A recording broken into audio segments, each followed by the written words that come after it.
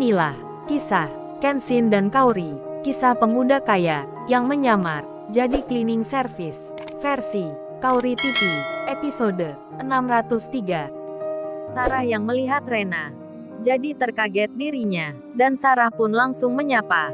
"Lo, apa ini Rena Larazati, yang kuliah di Universitas Trisakti itu?"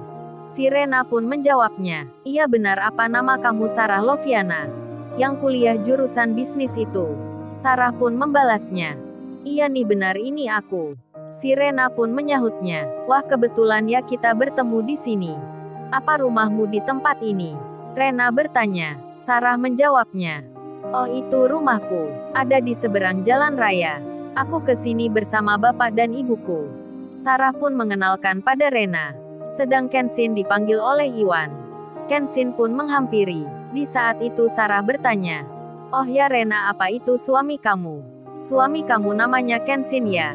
Si Rena terkaget jadinya, mendapat pertanyaan begitu. Terlebih Sarah juga tahu nama Kenshin. Si Rena pun lantas bertanya, "Lo Sarah, apa kamu mengenal Kenshin juga?" Sarah menjawabnya, "Oh itu Rena, aku mengenalnya, baru 2 hari ini saja. Itu pun sekedar tahu aja, suamimu itu membantu ayahku kemarin, mendorong gerobak sampai ke rumah. Kan ayahku kerja di kampung ini, untuk mengambil sampah rumah tangga." Waduh, Sarah benar-benar berubah. Tak malu bicara itu ke Rena. Padahal sebelumnya, ia sangat gengsi sekali. Si Rena pun menjawabnya, "Oh begitu ya ceritanya, berarti sama kerjanya dengan Kenshin. Yang bersih-bersih juga, Kenshin itu kan kerja cleaning service." Dan Sarah bertanya lagi, "Tapi cleaning service yang punya perusahaan ya? Ceritanya gimana Rena, kok kamu mengenal cowok itu dan menikah dengannya?" Waduh, Sarah dari tadi bilang begitu, mengira Rena istrinya Kenshin. Si Rena dalam hatinya merasa suka, tapi tak menunjukkan dengan mukanya. Dan Rena tersenyum menjawabnya, "Oh itu Sarah, Mas Kenshin itu bukan suami aku. Kita hanya teman saja." Sarah pun menyahut, "Oh jadi begitu ya rupanya. Kalau gitu maafin aku ya. Aku kira tadi suami kamu." Dan Sarah pun diambilkan kursi. Putri menyambutnya. Meski baru pertama melihatnya, mereka saling bicara. Sedang Kenshin bersama Pak Darmin dan istrinya. Ada pula Iwan di situ. Ibunya Sarah lalu berkata, "Oh ya nak Kenshin, saya mau mengucapkan terima kasih yang sebanyak-banyaknya. Karena nak Kenshin sudah membuat anak ibu berubah. Kami sangat senang melihat Sarah sudah kembali." Kenshin menjawabnya, "Oh sama-sama Bu, saya pun juga senang melihatnya. Melihat putri ibu yang sudah pulang ke rumah." Dan ibunya Sarah itu memberikan makanan ke Kenshin. Sebagai tanda terima kasihnya, Kenshin menerimanya dengan senang hati. Kemudian Pak Andi keluar. Langsung beliau bilang, "Lo tuan muda sudah sampai. Maafkan saya tak menyambut tadi." Kenshin menjawabnya, "Pak Andi bisa saja, kan tadi sudah bertemu, dan saya sudah bicara akan ke sini. Jadi tak perlu penyambutan segala. Kayak saya orang penting saja." Kenshin tersenyum. Pak Andi pun sama, dan Pak Andi bilang ke Pak Darmin, "Ayo Pak Darmin masuk ke dalam." Istrinya pun dipersilahkan. Sedang Kenshin berada di luar, masih berdiri bersama Iwan. Iwan pun lalu bilang, "Wah, cewek itu datang ke sini bro. Apa ingin menemuimu lagi? Padahal tadi sombong amat. Kok dia bisa akrab dengan Mbak Rena itu? Apa mereka saling mengenal?" Kenshin menjawabnya, "Sepertinya iya Wan, mereka teman lama." Dan Iwan menyahutnya, "Wah klop kalau begitu. Sedang si Rena itu dulu, kan dia juga pernah membenci lu bro. Sekarang bencinya. Benar-benar cinta. Si Rena itu aku lihat tadi suka duduk berdekatan denganmu. Sampai aku nggak berani mengganggu." Kenshin menyahutnya, "Lu bisa aja Wan bicaranya. Aku sudah punya istri Wan. Namanya Kaori. Dan Rena kan juga tahu sendiri. Jadi itu lu Wan, yang terbawa perasaan saja." Hahaha. Kenshin tertawa pelan. Iwan membalasnya, "Kalau itu sih gua sudah tahu bro. Tapi untungnya nggak ada Kaori di sini.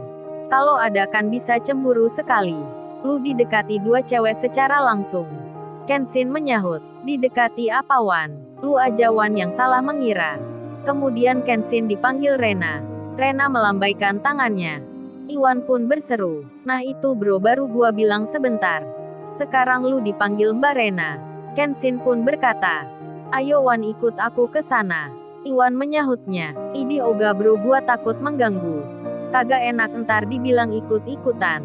Mbak Rena itu kan hanya memanggilmu saja. Masa gua ikut segala?" "Nggak bro, gua di sini. Daripada entar disalahin." Iwan tertawa, dan memilih tetap di tempatnya. Kenshin pun kemudian berjalan sendiri, mendatangi Rena yang bersama Sarah. Dan Rena pun bilang, "Oh ini Mas Kenshin, namanya Sarah. Teman semasa kuliah dulu. Ternyata rumahnya daerah sini." Sambil tersenyum, Kenshin menyahutnya, "Oh begitu ya Mbak Rena." Dan Sarah langsung bilang, "Oh ya Mas, saya ke sini bersama Bapak dan Ibu. Mau mengucapkan terima kasih ya. Sekalian meminta maaf atas kejadian di waktu pagi tadi." Kenshin pun menjawabnya, "Oh itu sama-sama Mbak Sarah. Dan sudah lupakan saja hal itu. Saya sudah tak mengingatnya." Si Rena yang mendengarnya, jadi ingin tahu rasanya, ada kejadian apa memangnya. Namun Rena tak bertanya, hanya menyimpannya saja. Sarah pun bertanya pada Rena, "Kerja di mana kamu Rena?" Rena menjawabnya, nama perusahaan yang dimaksudnya. Putri pun langsung menyahutnya, "Oh Mbak Rena ini adalah bos kita, yang punya perusahaan sendiri. Kita-kita di sini adalah pegawainya." Sarah pun terkejut jadinya. Lantas Sarah berkata, "Wah hebat ya kamu Rena. Sudah punya perusahaan gitu. Berarti kuliahnya sukses ya diterapkan." "Kalau aku masih ikut orang Rena. Meski punya jabatan juga." Si Rena pun menjawabnya, "Oh itu Sarah, kalau dikatakan sukses. Aku jadi malu nih sama Mas Kenshin ini. Perusahaan Mas Kenshin kan banyak.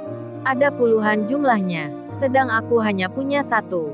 Tapi Mas Kenshin tetap biasa saja. Tak sombong dan membanggakan diri.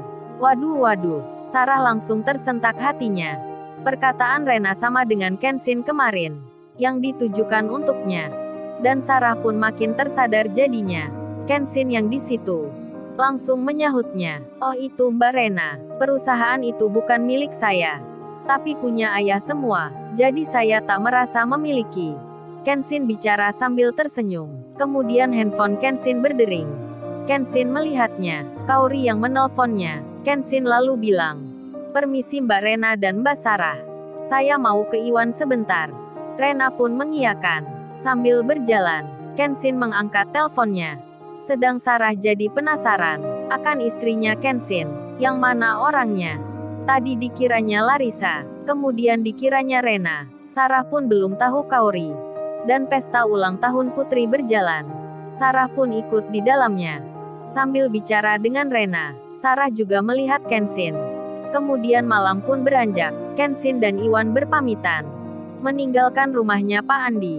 Malam itu berkesan bagi Rena, berkesan bagi Putri, dan tentu saja bagi Sarah, yang menjumpai seorang pemuda yang dikiranya orang tak punya. Ternyata tuan muda, anaknya orang kaya, yang punya banyak perusahaan. Sarah pun dalam kamarnya jadi termenung dirinya. Begitu pula dengan Rena, yang sudah ada di rumahnya. Si Rena itu teringat Sarah, yang tadi mengiranya adalah istrinya Kenshin. Rena tersenyum di kamarnya, wajahnya nampak ceria, meski hanya kata-kata. Si Rena nampak senang, dan malam pun berganti. Kini pagi datang kembali. Beberapa hari telah berlalu. Kenshin dan Kaori menjalani aktivitasnya lagi. Bahkan Kaori sudah hampir mendekati akan bulan yang dinanti. Sedang Iwan sendiri, tinggal seminggu lagi, hari pernikahannya dengan Ririn akan dilaksanakan. Iwan pun deg-degan sekali.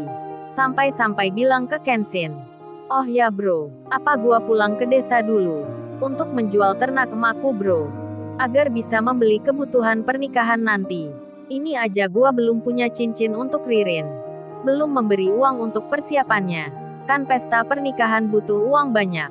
Sedang uang di tabunganku hanya 3 juta yang ada. Jadi aku mau pulang ke desa dulu bro. Mau menjual kambing ternakan.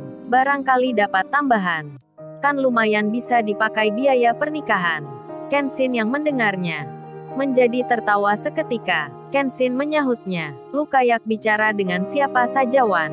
Masa lu mau jual kambing segala? Kalau Kaori tahu, gua yang dimarahi Wan. Lebih-lebih ayahku, pasti akan marah, karena tak membantumu. Sudah Wan, masalah perlengkapan, masalah tempat dan lainnya. Lu jangan memikirkan itu. Sekarang kita ke tempat perhiasan. Aku temani kamu pesan cincinnya. Iwan pun menjawabnya. Baik bro, sorry gua merepotin. Iwan dan Kenshin pun berangkat untuk mencari cincin.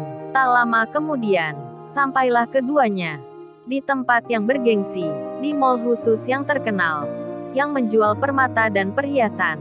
Kenshin dan Iwan pun masuk ke dalamnya. Keduanya diperiksa security, ditanya-tanya tujuannya. Mas mau apa masuk ke sini? Kalau mau jalan-jalan bukan lewat tempat ini. Tapi di sebelah sana, di sini tempatnya perhiasan yang mahal. Karena Iwan dan Kenshin memakai kaos biasa, jadinya security curiga. Tak memandang keduanya. Sedang tamu-tamu yang lainnya masuk begitu saja tanpa ditanya. Kenshin pun menjawabnya. Oh ini pak, kita mau beli cincin. Jadi tujuan kita memang ke sini. Mendengar jawaban Kenshin, security pun berkata, oh begitu maksudnya. Baiklah silahkan masuk. Kenshin dan Iwan pun berjalan ke dalam, dan melihat-lihat perhiasan. Di saat itu ada seseorang. Lalu, bagaimana kisah selanjutnya? Subscribe channel ini untuk episode berikutnya. Terima kasih.